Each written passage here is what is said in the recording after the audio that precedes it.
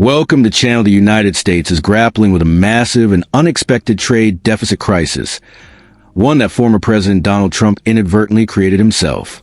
While Trump fixated on traditional trade imbalances involving goods like oil and automobiles, his tariff-heavy policies and hostile rhetoric have sparked a new kind of deficit. America's first travel trade deficit in decades, projected to soar to an astonishing $70 billion by 2025.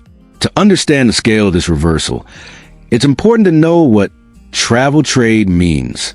When Americans travel abroad and spend money, that counts as an import, money flowing out of the country. Conversely, when foreign tourists visit the U.S. and spend here, it's an export, money flowing in. For years, the U.S. enjoyed a comfortable travel trade surplus, as international visitors consistently outspent Americans traveling overseas. But Trump's policies have flipped that equation upside down. According to the U.S. Travel Association, what was a $3.5 billion surplus in 2022 has now transformed into a $70 billion deficit, a stunning turnaround in just 3 years. The driving force behind this collapse is a sharp decline in visitors from Canada, historically America's largest source of international tourists. Canadian travelers are now avoiding the U.S. in record numbers, and their anger is easy to understand. From the moment Trump took office, he imposed harsh 25% tariffs on Canadian goods and publicly demeaned Canada, even suggesting it should become America's 51st state. Instead of treating a close ally with respect, Trump's approach has alienated millions of Canadians, and the economic fallout is now impossible to ignore. The United States is now confronting an unprecedented travel trade crisis, one born from Donald Trump's own policies and rhetoric. What Trump failed to grasp was the deep, natural economic interdependence between America and Canada.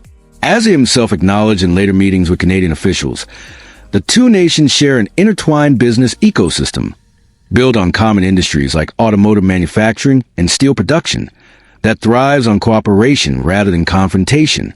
Instead of navigating these complexities through diplomacy, Trump chose aggression. The results were immediate and devastating. By August, the number of Canadians returning home from the U.S. by car had plunged 34% compared to the previous year. Year to date, visits from Canada are down 25.2%, with a stunning 37% year-over-year drop in July car arrivals alone. Behind these statistics are personal stories of disillusionment.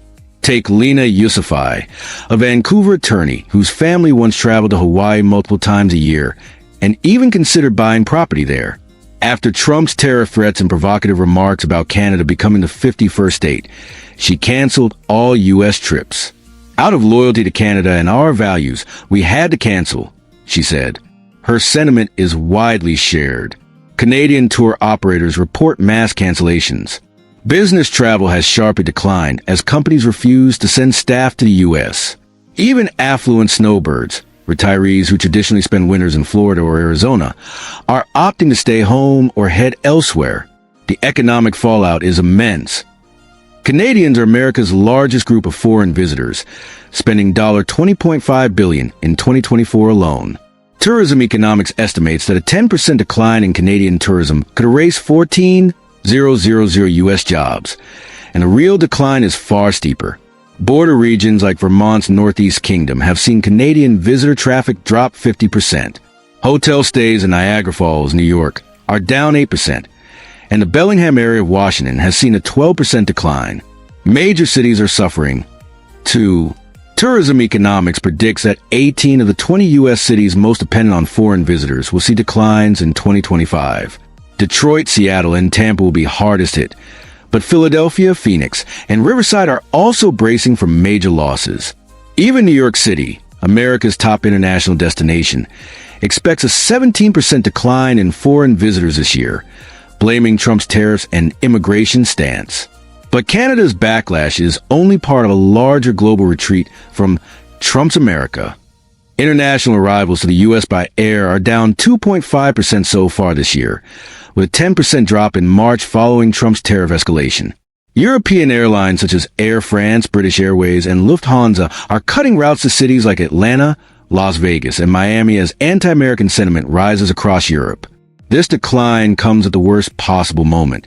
The U.S. is preparing to co-host the World Cup in 2026, celebrate its 251st anniversary, and welcome the Olympics to Los Angeles in 2028, years that should be tourism booms. Instead, Trump's policies are sabotaging America's ability to benefit. Meanwhile, competitors like China are capitalizing.